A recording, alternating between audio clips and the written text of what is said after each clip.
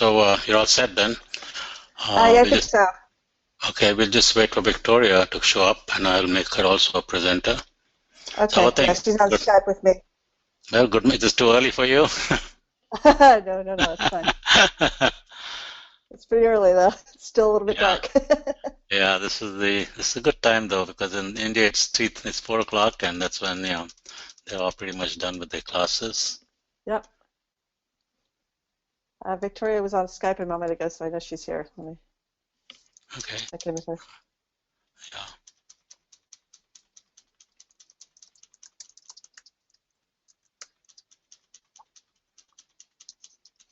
And I think we're going to make Victoria the presenter, and I'm going to take notes. So. Sure. No problem.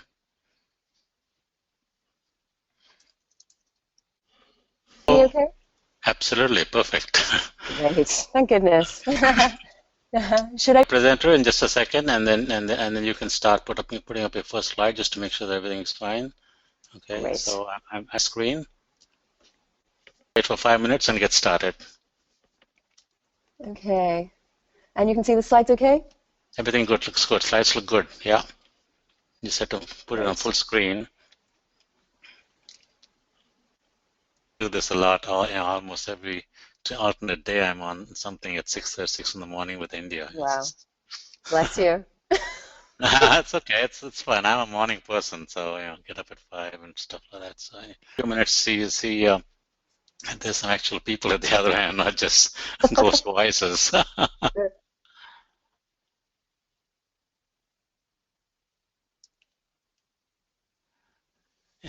If you don't, that's fine, but it's if you don't want.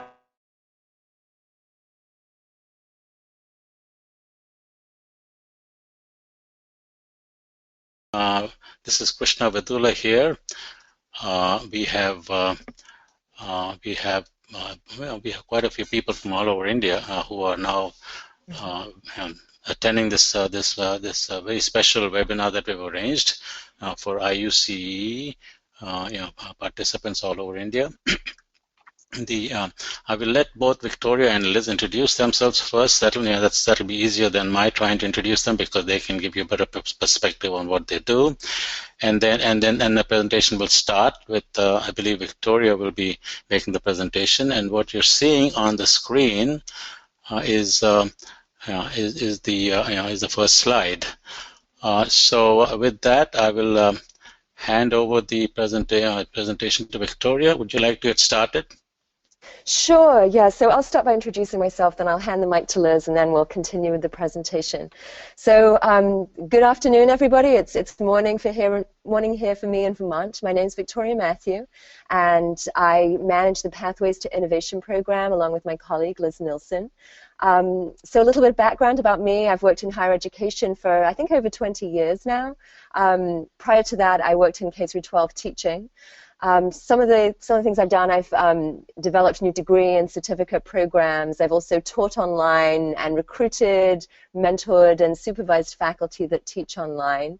I would say that because of my varied experience, I specialize in designing programs, managing programs, and thinking specifically about the in-person and online learner experience. So I think that captures it. If you're interested in learning more, I can certainly send out my bio, but I'll just pass that back to Liz. Hello, everyone. My name's Liz Nilsson. I also manage the Pathways program with Victoria, and my background is in higher education, particularly working with teams of people in higher education, thinking about how do they change institutionally. So prior to VentureWell, I worked at Penn State University, which is a very large what we call a land-grant institution here in Pennsylvania.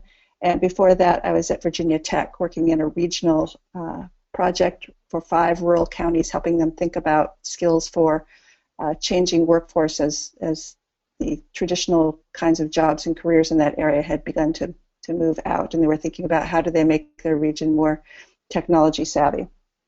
That's my background. So it's more in the sort of organizational end of higher education and helping schools think about how to be a little more nimble. Great, thank you, Liz. So as you learn more about the Pathways program, you'll see why my skills and Liz's skills are really quite complementary, because we really do need both of those things in Pathways, this focus on organizational change, but also a focus on teaching and learning and bringing together a community of faculty to work on this.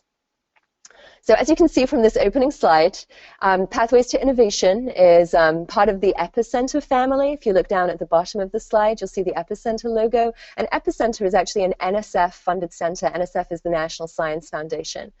And it's managed, Epicenter is managed by Stanford University and VentureWell. And VentureWell is the organization that both Liz and I work for. Whoops. Jumped ahead. So just a little bit of an overview of what we're going to talk about today. We're going to share with you some information about Epicenter so you have a sense about this umbrella center that we work for. We're going to tell you a little bit about Pathways and how the program functions. We're going to talk about the benefits of participation. We're also going to talk about what makes a school successful for Pathways. So what is the ideal school to come into the Pathways to Innovation program? You're also going to hear some reflections from current Pathways participants about the program, what's worked for them. And then we plan to leave them lots of time for question and answers. So we look forward to hearing your questions. We look forward to hearing the things that you're curious about. So to get us started, just going to move my control panel down so I can see this. So as you can see, this is our mission, to unleash the entrepreneurial potential of undergraduate engineering students across the United States, to create bold innovators with the knowledge, skills, and attitudes to contribute to economic and societal prosperity. So, and I was actually looking on the IUCEE website, and I think we have very similar goals and outcomes that we hope for. And so to move on from there, Pathways is a subset of this organization. And the goals are a little bit narrower in terms of who we focus and work with on this. So the Pathways to Innovation program goal is to enable engineering programs to develop widespread, effective, and accessible innovation entrepreneurship offerings for undergraduate students embedded into formal and informal undergraduate engineering education and beyond. So as I mentioned, Epicenter has this much larger goal. It's this umbrella organization. And the Pathways to Innovation program is the faculty strategy of Epicenter. So we work specifically with faculty teams. In addition to the Pathways program, which is a faculty strategy, we also have a program that focuses on students called the University Innovation Fellows Program, which works with students as change makers on campuses. And we also have the FIGS program, which is the Fostering Innovative Generation Studies program, which is a research arm of Epicenter that runs out of Stanford University. And that really looks at all of the research that sits underneath the work that we do. So what kinds of entrepreneurship and innovation programs exist out there? How do we know that students are learning in those programs? What kinds of outcomes are we seeing from students in those programs? And so this research really informs the work that we do in the Pathways to Innovation program. And our sister program, the University Innovation Fellows program, is something that's really quite embedded into the Pathways program, because we really believe strongly that students can be major catalysts for change on campus when they work along with faculty teams. So this gives you a sense, this infographic, of what we think about when we think about change in the Pathways program. And this diagram really draws on the work of a British researcher called Ruth Graham. And Ruth Graham spent a lot of time looking at innovation and entrepreneurship campuses across the globe. And she profiled these campuses, and she tried to get a sense of what are the checklists if you want to become one of these campuses? What do you need to do in order to make change happen on your campus? And she talks about 5 key areas. So typically when we work with faculty, and if you're faculty yourself, oftentimes change is focused around courses and programs. Those are the things that faculty typically have control over. And so this is the first column that you see here on the left-hand side, university-led entrepreneurship and innovation activity. And that's great. And we're super happy to have our faculty work on this area of change. But the thing that Ruth Graham points out is there are these other 4 areas of change that you really need to consider if you want to be truly impactful on your campus and if you want the change to be sustained. So the next column over you'll see is leadership and institutional governance. And so, of course, in order to make these courses and programs penetrate across your campus, in order for it to fit with what everybody else is thinking on your campus, you've got to think about how that fits with the leadership and the leadership's goals. So is the mission of your campus around integrating entrepreneurship and innovation? Are there specific initiatives that are coming out of the President's office that can really help to promote this kind of work and solidify this work? The third column over is the next thing to consider, which is academic culture and careers. So oftentimes we see in the US that tenure policies aren't particularly focused on teaching, and they're not particularly focused on innovation and entrepreneurship, which can really undermine the work that you're trying to do if you're trying to integrate innovation and entrepreneurship on your campus. And so we have many institutions that are actually working on their tenure and promotion policies. So it's important to look at the policies that sit underneath the work that you do and think about how they can negatively or positively impact the work that you're doing. The fourth column over is student-led and grassroots entrepreneurship and innovation activity. So as I mentioned previously, within Epicenter we have the University Innovation Fellows Program, which is the Student Changemaker Program. So it's students on campus helping to catalyze change. And Ruth Graham pointed to the real importance of this. So really these grassroots efforts, how they can work from the bottom up while you're also working from the top down.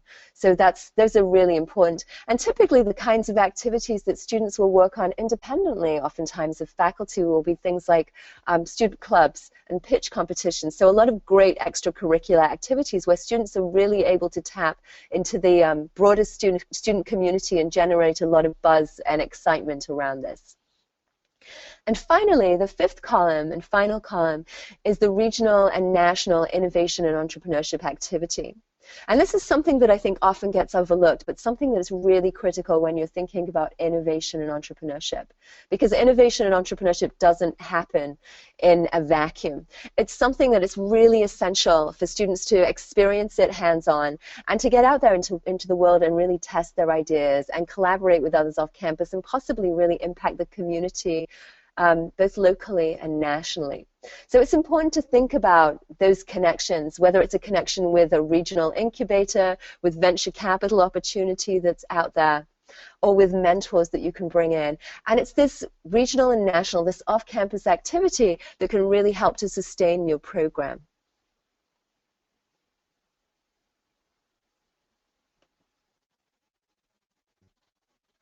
Whoops, there we go. So the other really important thing for us is thinking about the context of the campus.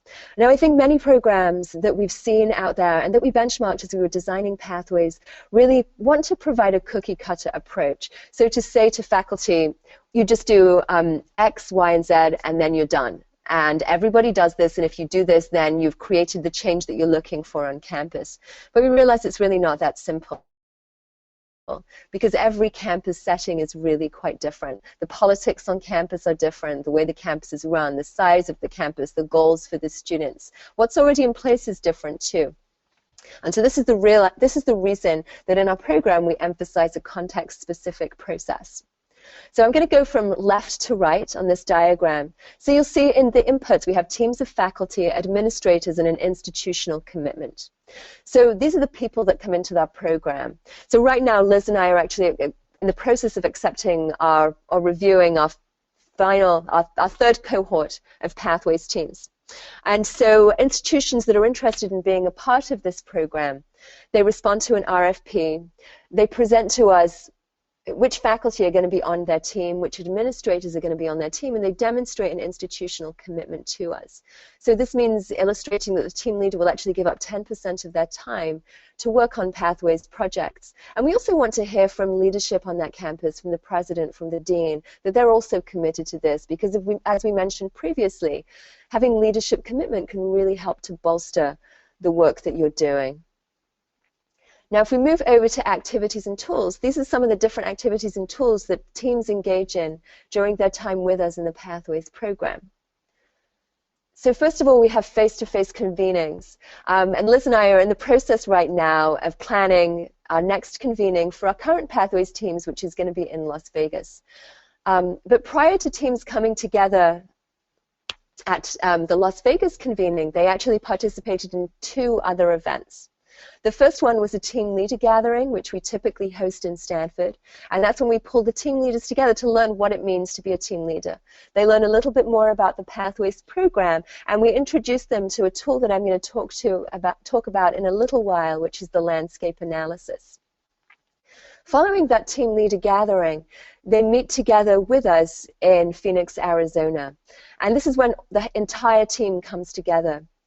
During this convening, they'll come armed with their landscape analysis, which I'm going to talk about in a moment, and they'll be exposed to multiple different models. So we bring in a whole bunch of different trailblazing faculty and administrators, so people from different institutions across the country that have been doing this work for a while. So they provide a lot of examples, a lot of sources of inspiration of the way you might integrate entrepreneurship and innovation into your campus. They also participate in a strategic planning process called strategic doing. And it's during that process that they really flesh out what they plan to do on their campus. So before I go any further, let me dive into the landscape analysis. So the landscape analysis is a tool that we developed specifically with this context-specific process in mind. And it's really an asset mapping process and a gap analysis process.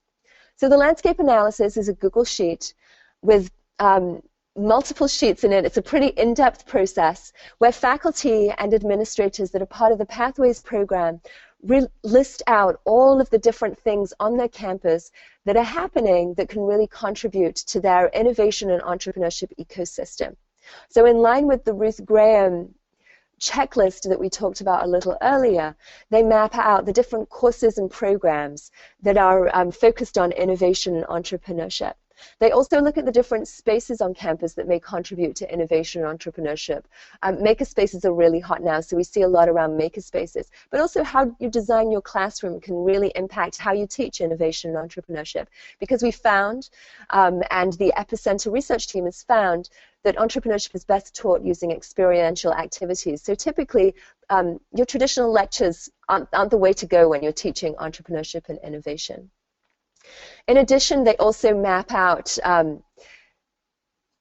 different leadership initiatives. So what might your leadership have put in place in order to foster innovation and entrepreneurship? They look at different champions on the campus. So which faculty can you really mine in order to help you with these efforts? They look at student change initiatives. So are there students on campus that are also able to assist you with this? So a whole battery of different things they map out so they understand thoroughly the context on their campus so they know exactly what they're building from. They know the gaps and they know the assets that they can really leverage as they begin this change process. And strategic doing that I mentioned a little earlier is a strategic planning process that we use. And this is Liz's specialty, so she may get into this a little bit more later on. And strategic doing is an agile strategic planning process. Now, I know from my own personal experience that at many institutions, strategic planning is this long, drawn-out process. You sit in a room, you design your strategic plan, and then the strategic plan, unfortunately, then it's this huge booklet that sits on a shelf and everybody forgets about. Strategic doing turns that a little bit on its head and really integrates a lean approach. And it runs on a 30-day cycle where teams really map out what they plan to do. Within 30 days, they come back together and look at their progress and decide if they need to pivot. Do they need to change what they're doing and how they're doing? So the goal is on action and not on a plan that's going to sit on a shelf and gather dust. In addition to these face-to-face activities and these tools, landscape analysis and strategic doing, when teams go back to their campuses, we want them to stay engaged with our community, and so we make sure there are a whole host of different online activities to support them in their efforts. We have an online resource portal, which is called The Hub, which is growing every day, which includes various research papers that inform how they might be doing this work. There are various syllabi, there are rubrics, there are other best practices that are shared on the Hub. In addition, there's a calendar of activities so that teams know what's happening next in the Pathways program. We also engage teams for the first 6 months that they're with us and are placed into peer groups of approximately 4 schools that they've identified as being potentially great matches for them. And they're also matched with an advisor. So this is somebody that's been doing this work for a considerable amount of time.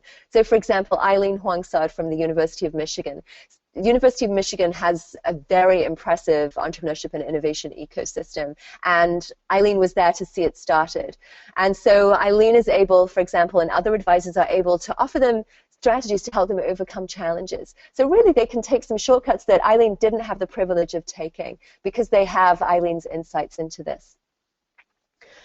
We also engage them in webinars, and our webinars are a little bit different to this. Our webinars, we're a smaller group. The Pathways group isn't quite as large as your group, and the focus is really on interaction. So that we bring speakers in. The speakers are typically, they speak for a relatively short amount of time, and then there's a lot of time for contextualizing this, this work that they're bringing to us, so that teams can really ask questions to dig into the content and material that's being presented.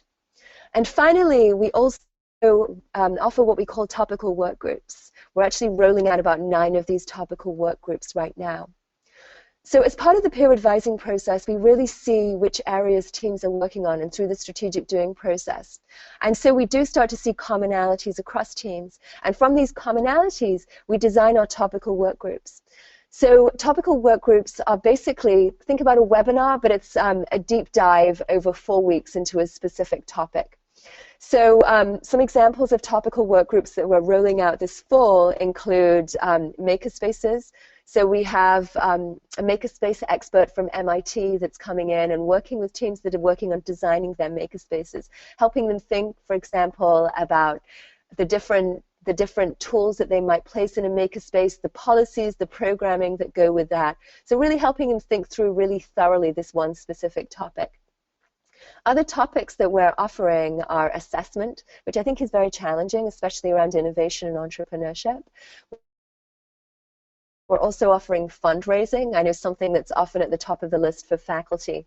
A whole host of different things. So again, topical work groups, a deep dive into one specific topic to help faculty really push forward and move the dial on their campuses on these specific initiatives. Now, if we move over to the third column, we talk about our community of practice. And it's through these face-to-face convenings, through these online experiences, that we really build this community of practice. And something that we see is that teams do start to feel incredibly connected to each other. And this is something they point to as being one of the biggest advantages of Pathways, feeling connected to others that they can talk to. They don't feel alone on their initiative on their campus. They can go to a whole bunch of other people for advice, and typically they're pretty excited to come back together. I know the teams that are coming together in Phoenix are very excited to see each other and catch up on what each other is doing. And so the goal, the ultimate goal through the inputs, the activities and tools, and the community and practice is the integration of innovation and entrepreneurship into undergraduate engineering. I'm going to pass it over to Liz now because I've been talking for quite a while, and Liz is going to share some insights. Thanks, Victoria. So what you're looking at right now is a slide that shows some of what we've seen happen in the Pathways program over the almost 2 years that the program has been working, and I'll talk a little bit later about the kinds of schools that we're working with and the numbers of schools that we're working with. But just as sort of an introduction to that, what you see on the left column is the kinds of projects that the teams are working on. And as Victoria said, context is very important, and so we don't have a particular curriculum or course that we work on teams to implement. It's really up to them to think about what is it that their campus needs, and then it's our job to get them the resources to help them do that. So what we see is they work on lots of different kinds of things, and these are some of the categories of the things they work on. So we have many teams that work on new courses, or in some cases they redesign courses that already exist on their campus. As Victoria said, many of them are working on maker spaces, so those are spaces that are equipped with 3D printers, other kinds of sort of material handling kinds of machinery, as well as more sort of low-tech, low-res prototyping, or even just space for teams to meet together and talk together, sketch out some of their ideas on whiteboards, that kind of thing. So we have a number of schools that are working on those. We have schools that are working on credentials, so minors in innovation or entrepreneurship certificates, or even full degree programs. The fourth category we take a look at is what we call infrastructure, which is kind of a wide-ranging label for this, but what we're talking about here is the the teams are taking on putting in place things that will help support their efforts, broadly speaking. And so that might mean new classroom spaces. It might mean policies around intellectual property. This is an issue particularly around student intellectual property for a number of our campuses. Specifically looking at how do they increase the number of faculty that are really interested in this on their campus.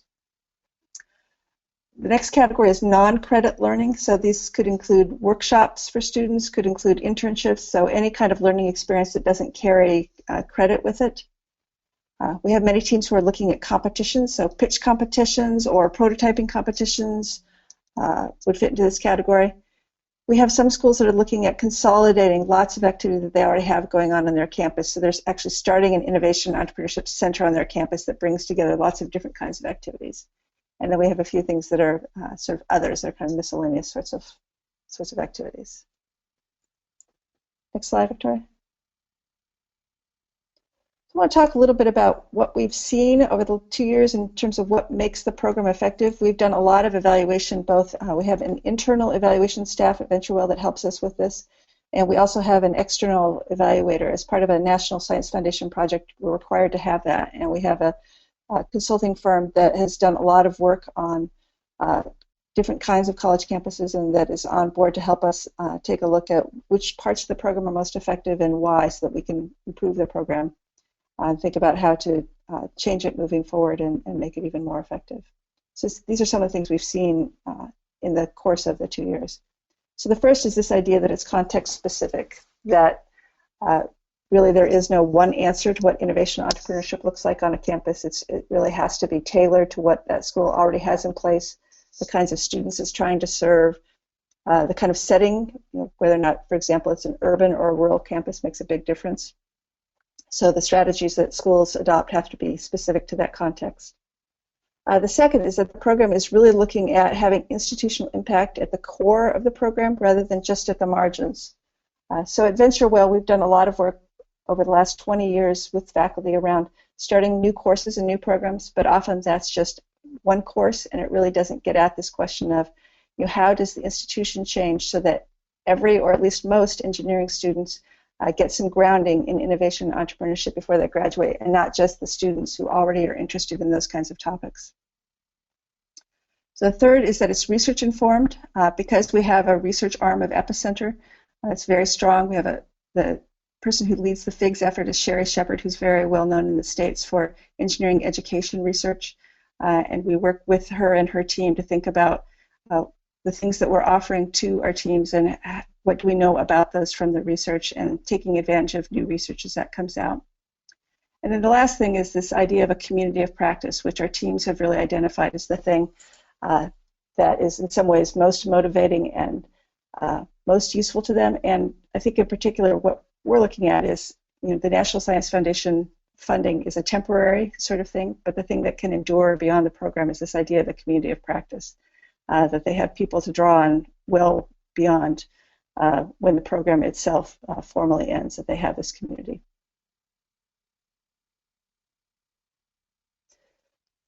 So right now we're working with 37 teams, and as Victoria said, we're actually in the process of taking a look at proposals to bring in another 14 teams that will sort of round out our set of 50 teams that we committed to working with for this particular National Science Foundation grant.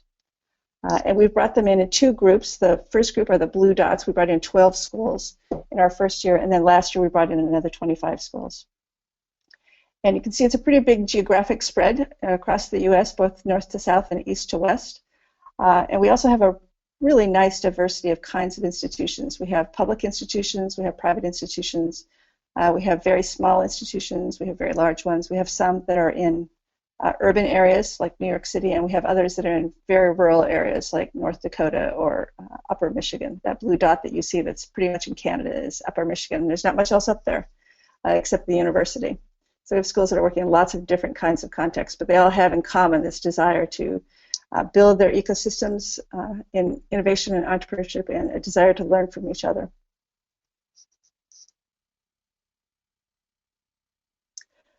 So when schools are thinking about applying to Pathways, ask us what the benefits of participating are. This is the kinds of things that we tell them. So the first is really this idea of community practice.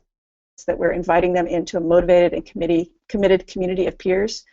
For many of them, individual faculty on campus who are interested in innovation and entrepreneurship, it can be a little bit lonely and isolated. There may be only one or two people on their campus that really are committed and get that, but we're inviting them into a much larger community of peers to work with. The second thing is this facilitated process of planning and implementation. This is the strategic doing. So the strategic doing is really built around the idea that higher education is, at least in the United States, is not particularly a hierarchical, top-down kind of institution. It's really more like a network where people have a fair amount of freedom to choose to do or not to do the things that they want to do. And so that means that you have to think differently about how do you get things done, because it can't just be a directive from the president to do something that actually doesn't work particularly well. And so you need a different kinds of process. And strategic doing helps them start with something that they can do with just the people around the table, get some success, build momentum. People start to get interested in what they're doing and want to join, and so then you are able to take on larger and larger projects as time goes on. And the process really is around moving very quickly. So we work with them on a 30-day cycle of, what are you doing this month? What did you learn last month? How does that change what you're looking at for the month ahead? So it's a very fast cycle, which for many people in academia is really a new kind of experience, because academia tends to work at a pretty slow pace, measured in years and certainly not in months. The third is that they do have guidance from advisors and trailblazers from all over the country, people who have been doing this kind of work for a long time, have very diverse kinds of experience that we can help match up with the kinds of needs that the schools have.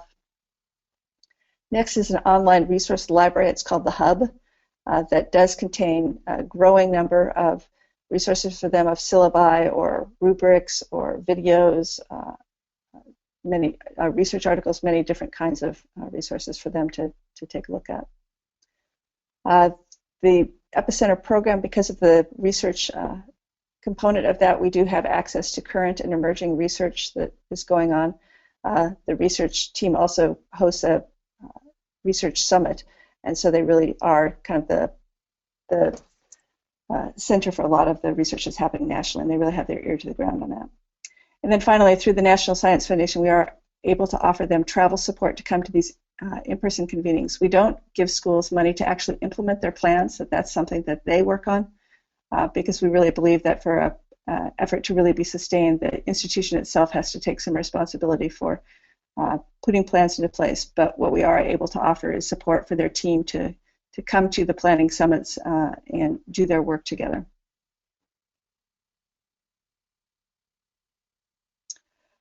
So the schools that we've worked with, one of the other questions we get asked a lot is what makes a school successful at the program. And having worked with 37, and I would say almost all of our schools have been very successful, but we have had some that are more successful than others. And so we have learned something about what makes schools get the most out of the program. And the first thing is that they do all have engineering degree programs. Many of our schools are they're all four-year schools at this point, although we're looking in this next group at branching out a little bit from that. But they all currently have four-year programs in engineering that lead to a Bachelor of Science in Engineering. We are also welcoming now what in the States is a different program, which is engineering technology, which is a more, I wouldn't say lower level, but it's a little more focused on what in some ways is a little more vocational rather than a professional degree, or also what in the States is called a dual degree. We have schools that don't actually have Bachelors of Science in Engineering. What they have instead is that students spend 3 years on their campus getting most of the basic science and then the other requirements for a degree, and then they transfer to another institution for the last 2 years of their program, and in those last 2 years they take almost all of their engineering coursework. So that's what we call a dual degree, or in some cases a 3+2 program. And so we are going to be doing some work with those kinds of schools as well. The second is that we ask them to have a clear focus on what they're going to be working on beyond engineering. Almost all of our schools are doing some work across departments or across colleges. So we ask them to think about that ahead of time. So we have many that are partnering with their business schools. We have others that are working closely with a school of art and design or a school of architecture. And so schools that come in kind of knowing who those partners are going to be are the most successful. The next is that we want to see some previous work in innovation and entrepreneurship, although not a fully built out ecosystem. So the schools that we're working with, they might have one course, they might have a club, they might have a pitch competition in place. So they have a few things to build off of and some experience of success in this area, but they have a desire to build that out into a much fuller set of offerings for their students. Next is we ask teams to propose a team to us that has a strong team leader. In many cases, they actually have co-leaders. They have two people leading their team. And we ask that at least one of those team leaders be a regular faculty member rather than a dean or other administrator, because it's difficult for a dean to get their faculty really on board in more than a just I'm doing it because the dean told me to do it kind of way. And so we ask that at least one of the team leaders be a faculty person who can rally their peers around this effort. And then the other members of their team are from different departments, definitely different engineering departments, and often then also these other schools that they want to partner with. So there might be somebody from the business school on their team, or someone from the School of Architecture on their team, or even someone who's not a faculty person who is in instead a technology transfer office or a student affairs and advising office. Next is this desire to be a part of a community of practice. So schools that come in saying, I want to learn from other schools, and I also then want to be able to share what I'm learning with the other people in the program are the most successful. And then finally, this idea that we're asking them to put plans into action very quickly, that we're asking them to not rely on kind of a traditional committee structure where they sort of study something for a long time before they implement it, that we're asking them to come into the program knowing that we're going to be asking them to implement things quite quickly. So the next couple slides are of the most recent teams that we're working with. So these are the 25 teams that we've currently got in the program. And strategic doing, as we've mentioned, works on a 30-day cycle. And so I meet with the team leaders every 30 days to talk to them about what's happening. It's really kind of a peer accountability sort of mechanism. But I ask them about the projects that they're working on. So we ask them to identify a first project at the first gathering in Phoenix. And then as they move through the program, they start to, and they get more people involved, they start to add additional projects that they're working on. So what you're seeing here is our set of 25 schools, and this is sort of 5 months into it. So when they left Phoenix, we had 25 total projects on the screen if we'd had this graph. But 5 months in, this is what we have. And you can see it's really a diversity of different kinds of things. We have many, many efforts around courses. We have quite a few around makerspaces. We have quite a few around non-credit learning opportunities. And then these other things are sort of starting to come up because some of these are much more complicated. Obviously, credential, a major is much more complicated than a particular course. Or beginning an innovation entrepreneurship center, which is the purple bar, the second from the right. That's a much more complicated endeavor than just a particular standalone sort of offering. So you can see those things there's fewer of them, and they actually tend to happen later in the program. And this graph shows what's happened to them over time. So as I said, this is about 5 months into the program, and you can see that the numbers of all these things have picked up, some more slowly than others. Courses in particular are moving very quickly because in some ways those are the easiest to take on. A single faculty person can at least pilot a new course even if they can't put it into the permanent curriculum right away. But those can be started quite quickly, and so you see a nice upward trajectory of those. But all of these things are increasing. And that's really what we're looking for, is for them not to start with one project and wait till they finish it and then start one more, that we're looking for their teams to increase as they go along, and for them to have the capacity to take on many more projects. So I would say at this point probably the average number of projects that our teams are working on is probably around 6.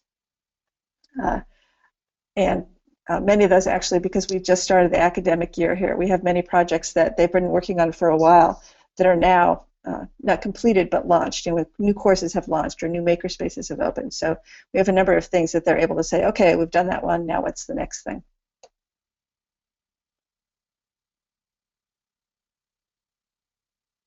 So the next thing we want to do is to give you a little bit of the voices of the people that are in the program, and we don't have them with us. For one thing, we didn't want to ask them to get up quite this early in the morning. So what we've done instead is we've taken some of the things that they have said about the program, and we've put those on the screen. And I'll read them, although I know you can read them for yourselves. This is the team leader from the University of Texas at Arlington, which is in the Dallas Center area, so it's a quite urban setting. This is Raul Fernandez. He says, "It would take a lengthy description of how much I have gotten out of every Pathways session, including Open in DC, which is our annual conference, and of course every single conversation with peers and advisors. This program has blown through every possible expectation I could have had, and the impact is clear and visible. We're well on track for every Pathways project we've set up, all unveiling here in the fall as planned." So again, they've had a number of things that they've been working on starting in February in Phoenix, and they're now, as the fall starts, they've got a whole bunch of things that are sort of coming into opening or launching as the new academic year begins. So this picture is of their team in Phoenix. So they started out with 5 people, although they have many more people working with them at this point.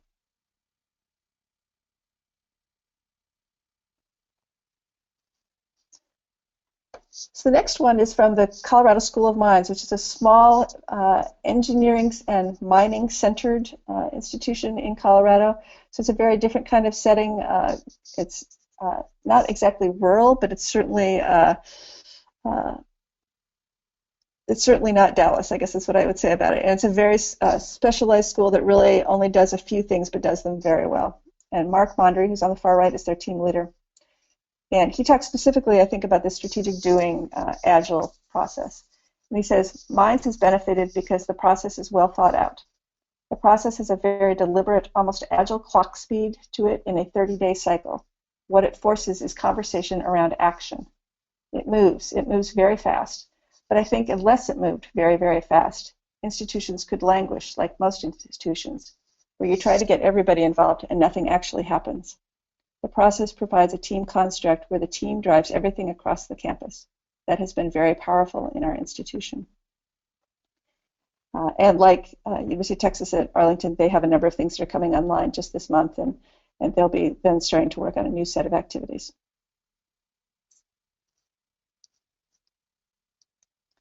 So the third school is Michigan Tech University, and this is the one that on our map was almost in Canada. So it's a very isolated institution. It's fairly large. It's technology based. They don't have humanities-focused majors there.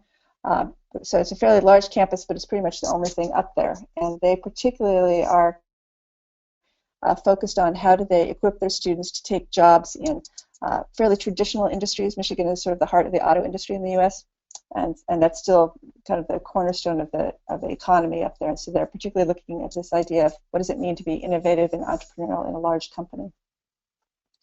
And Mary Raber, who's the second from the left, is one of the members on their team. And she says, "The opportunity to participate in the Pathways to Innovation program has provided a wealth of benefits to us. From the well-designed and energizing workshop to the ongoing programming support, online resources, webinars, and networking opportunities, we feel we are now part of a strong community that is committed to transforming undergraduate engineering. Pathways really ignited our team's passion and jump-started our efforts towards making a positive change on our campus." And I think the thing that really stood out to us about their experience is this idea that they're part of a strong community, because they are very isolated. There's no other higher education institutions within, I don't know, probably a 6-hour drive of them. So it's really important to them that they're connected with this national group of people that are working on these kinds of issues.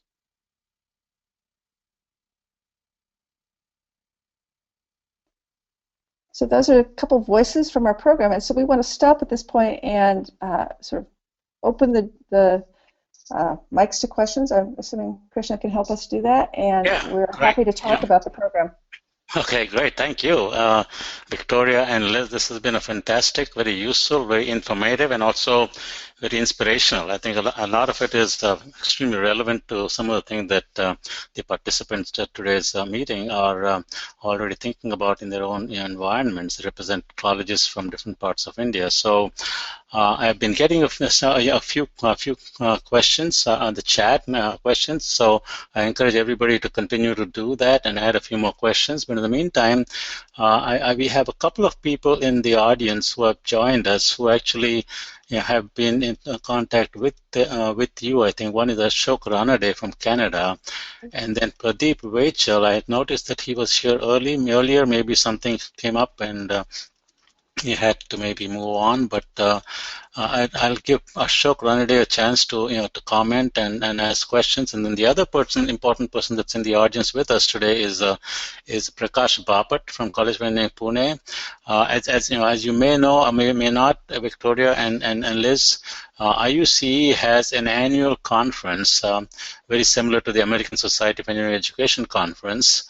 And this year it's in January in College of Engineering Pune. The annual conference is meant to bring together engineering educators from all over the country and some from around the world to share best practices and in various types of activities related to engineering education. And one of the important tracks there is actually innovation entrepreneurship. And so Prakash Bapat is leading the track and trying to get that going. There will be a one-day workshop on innovation entrepreneurship on January 10th, just prior to the main conference on 11th and 12th, and which will include panel discussions and papers and so on. So first, I'll give Ashok Ranade a chance to say a few words if he's on the mic and can do it, and then I'll see if Prakash Bapat is able to do that, and then we'll go through a series of questions. Okay, so let me just start with Ashok. Unmute him and see if he's on. Ashok, are you there? Yeah, I'm here. Yeah, please go ahead. Yeah, your comments, questions. Yeah, okay. Yeah, this is very exciting to see what you're doing in the US. In fact, almost everything what you have mentioned is directly applicable in India. We had last year started thinking on those lines, and we put together a framework for integration of entrepreneurship education in India. And it had a lot of things what you have already mentioned here. So in fact, it will become very, very useful for us if we could present it to the government agencies that we would like to bring in the thinking that already has been very successfully implemented in Stanford and in US. And I feel that we will have a great traction in case we could do that. I would really like to know how we could proceed on this. I understand last time you had mentioned that you don't have the mandate for inclusion of any non-US teams into your initiative. But I would once again like to explore the possibility of you giving us a kind of an observer status in your activities. And that way would be able to put together something that we can present and start working upon in India. Yeah, good, Ashok. That's a good question. Let me add to that a little bit. I think what Victoria and Liz have presented is an outstanding model, as you, Ashok, mentioned, is for something like that in India itself. And obviously, there should be the equivalent of the National Science Foundation in India to provide the funding for that. And IUCEE can actually act as a facilitator through our annual meetings and through our tracks. Obviously, I guess your question is more about how can we benefit from associating with Pathways, Victoria and Liz, and learn from their experiences on an ongoing basis to kind of be role models to what we can do in India. So Victoria and Liz, can you comment on what Ashok just brought up? Sure. So Ashok, thank you. Thank you for your kind words. Well, certainly. So as you're probably aware, we've been having ongoing conversations with Krishna about this very question. And so this webinar was one way to really test the waters and really get a sense of if this is something that would be of interest to Indian audiences and Indian institutions. And so, I think we should we should still test that. We should find out what the audience is thinking, and continue the conversations, because it would be interesting and exciting to look for ways that we might collaborate. Anything to add, Liz? No, I don't think so. Yeah, this is I hope, the first conversation in a series of many with those of you in India who are working on this. It's great to see such a large group of faculty and institutions that are engaged in this kind of work, and I think we're very excited about talking about what would it mean to, in some way, benefit from one another's experience. I'm going to go to Prakash Bapat here because he's been extremely active and enthusiastic about leading the track on innovation entrepreneurship and organizing the track for the conference coming up in January. Prakash, can you say something? Oh yeah, generally pretty nice. Am I audible? Yeah, a little bit louder. If you could shout, yeah, you're audible, but you need a little bit more volume. Go ahead. Okay, fine. The presentation has been providing lots of things which are otherwise not known, not really thought of, and that's good. And this was the point mentioned. I showed that's about. I think you have to speak louder, Prakash, or closer to the microphone. Okay. Is it better now? Yeah, getting better. Yeah. One is reinforcing Ashok's point about being an observer on this, so that not many things which people do are in a position to take it here. And the second point was about a query not exactly related to that, somewhat nearby this, is this some 7-week NSF program relating to proof of concepts mentioning. Is it nearby this or quite away from this? What's that? I didn't get the question. Can you repeat the question again? I didn't get it either, so I doubt if Victoria and Liz got it. What was the last question, Prakash? Can you repeat that? That there has been a mention about a 7-week program of NSF which relates to education or entrepreneurship, more closer to what they call it as ICOS. Now, is it something available or how? Okay, we'll have to probably. Yeah, Victoria, Liz, did you get the point? Anything from that? I didn't, unfortunately. Yeah, I was not. Yeah, it's not a. Okay, can you type it up, Prakash? I mean, can you text it so that we can text that question, Prakash? Just send a text message. Okay. In the meantime, I will go in and look at some of the other comments that have come. One is. Of course, Ashok was asking about the reference to the research that you mentioned, and that we can do it offline. Then Govind Chowdhury asks about is this only related? That's a good question. Liz and Victoria, can you comment on whether graduate programs are involved in this as well? Sure, and Liz may be able to shed some more light on this, but the program is designed, Epicenter was designed to work specifically with undergraduate engineering education, so that's been our primary focus. But that's not to say that there isn't work that's happening on campuses at the graduate level also. Something that we're seeing is that really once institutions do actually work on undergraduate programming, then some students are actually looking for a trajectory into graduate school. So I think the model, I think the nice thing about the model is it can be applicable to graduate education as well, but our focus is currently undergraduate engineering. Anything to add, Liz? No, I would echo that. We do have a couple schools that are working on new graduate programs, and in the same way that we encourage interdisciplinary work, but we ask them to at least have kind of a central focus on undergraduate engineering. That we ask them that they have a focus on undergraduate, but we welcome them starting to work on graduate programming, and many of them are starting to think about that. Yeah, just to add to that, something that we're seeing also is a number of schools thinking also about K through 12. So they're thinking about what happens before college as well. Okay, thanks. I got a little additional information from the previous speaker, whom we could not understand completely clearly. What we have is a contact with a group that's called ICORE. It's an NSF project. Are you familiar with that program? Yeah, that program runs out of VentureWell also. Wait, pardon?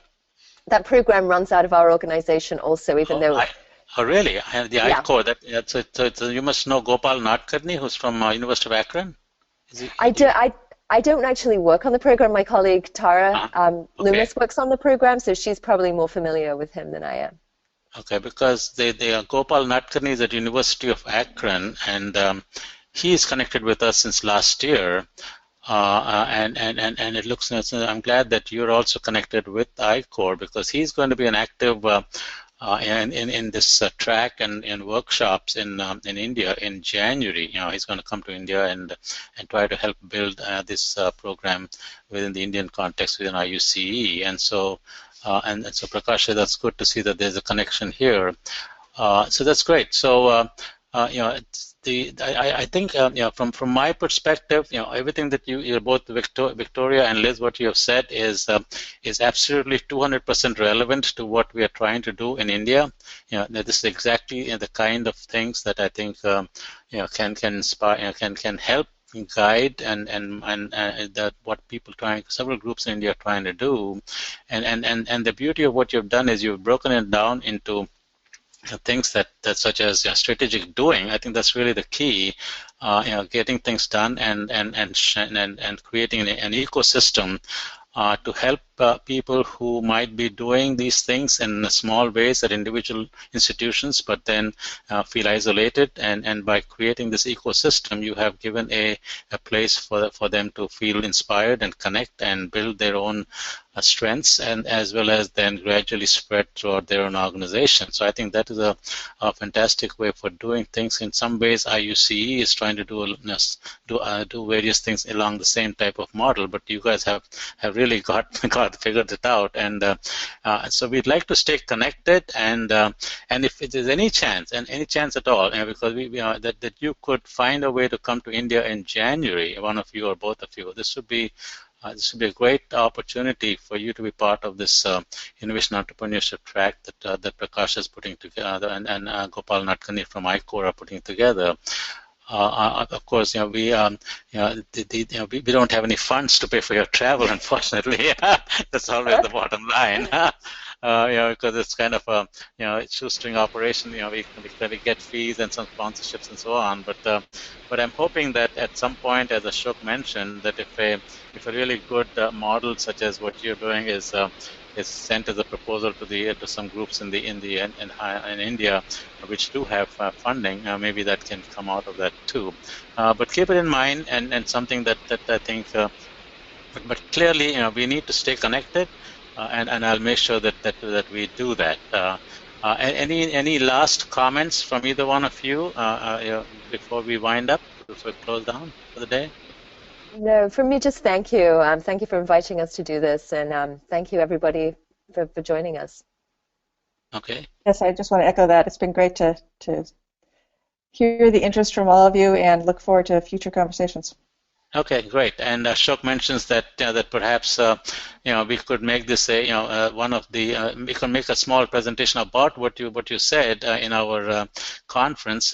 Briefly summarize what you're doing with your permission, of course, and if at all possible, maybe even.